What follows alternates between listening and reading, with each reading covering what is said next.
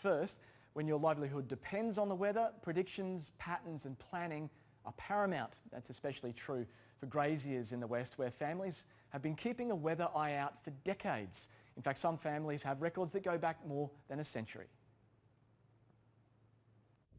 Around Winton, the summer of 2018 will be remembered as a good one, thanks to some late season rain.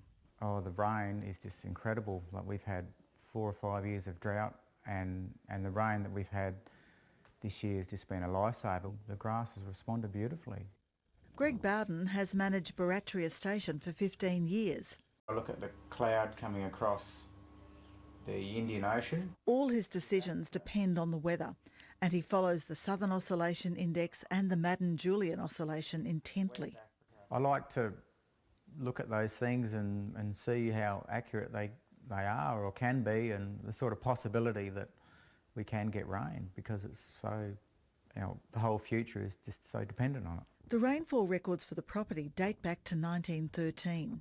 So the green, you can see there that's La Nina, so all our big years have been La Nina years. All the really bad years are all El Nino years. Further east, Camoola Park on the banks of the Thompson River has been home to Graham Moffatt's family since 1899. They've been recording river heights for the Bureau for almost 70 years. You get out of bed and turn the jug on and you walk down, read the river and walk back, and by that time the jug's boiled and you can have a cup of coffee and report the river height to the Met Bureau in Brisbane.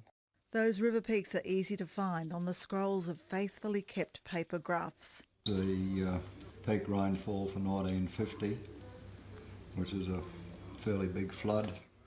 While the homestead has always stayed dry, it can be a different story downstream. Longreach is very, very vulnerable. If they've got to make emergency preparations and so forth, at least it gives them that bit of a lag time. While both graziers use the latest technology, they also put their trust elsewhere, in pictorial records. The old saying goes, one photo's 1,000 words. In nature. And if the emus are nesting or something like that, well, there's generally an indication that there may be something down the track. And something much more basic. I still believe that you just walk outside yourself and have a look at the sky.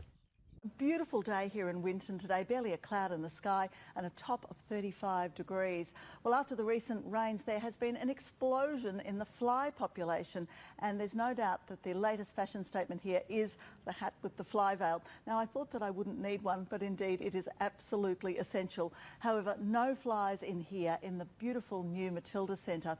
Now, in a nod to the past, they've incorporated some of the artefacts from the old museum before it burnt down, but now we have this fabulous new centre. There's all sorts of amazing displays, including this one, which is called the Billabong. You can see that it's a curtain of light, and in those lights they're projecting all sorts of different stories, including one about the weather. And it's time for us to talk about weather now, and there have been storms overnight. They were slow moving